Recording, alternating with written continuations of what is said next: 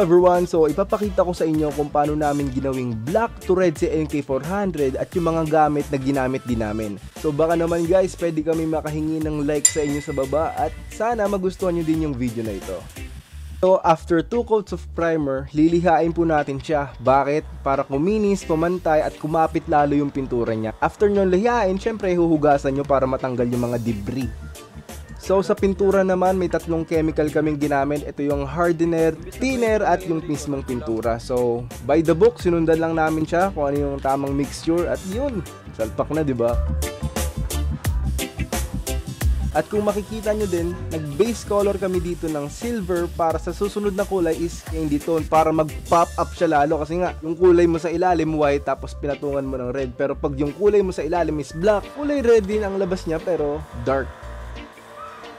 Hello everyone! Yung video po ngayon is next day na, so hindi na po natin na-videohan paano natin ginawa yung pag-hydro dip kasi sobrang busy po ngayon, maraming inasikaso, maraming pinuntahan. So ito, ipapakita ko sa inyo yung itsura ni fairings kasi nga may mga pagkakamali din pala kami. Dapat daw yung tubig maligamgam, yung klase ng pintura na pagdidigitan. So syempre sa susunod na natin pag-aaralan din yan. So ito, ipapakita ko sa inyo ano yung kinalabasan ng fairings. So tara!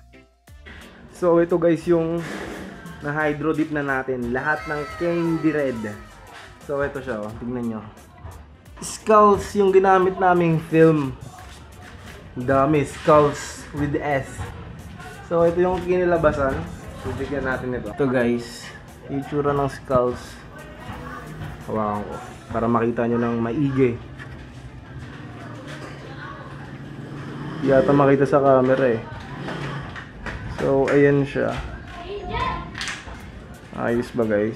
So yun, may mga pagkakamali kami. Dapat daw yung pintura, yung type ng pintura na paggagamitan para dumikit yung film, dapat daw hindi maulan, sabi ng nakausap namin na nag-hydro dip din.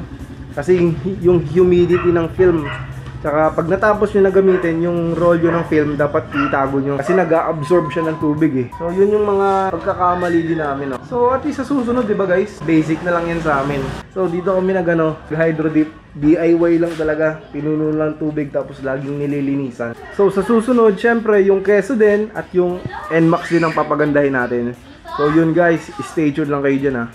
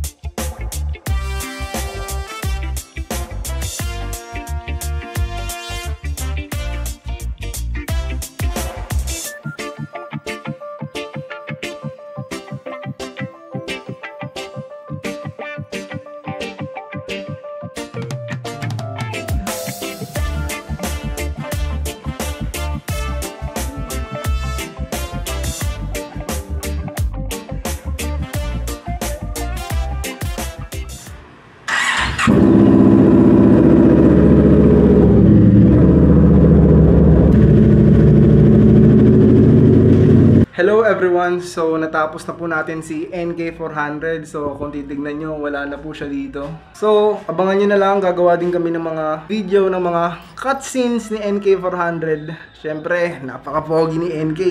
Kulay red. Ayun, abangan nyo na lang.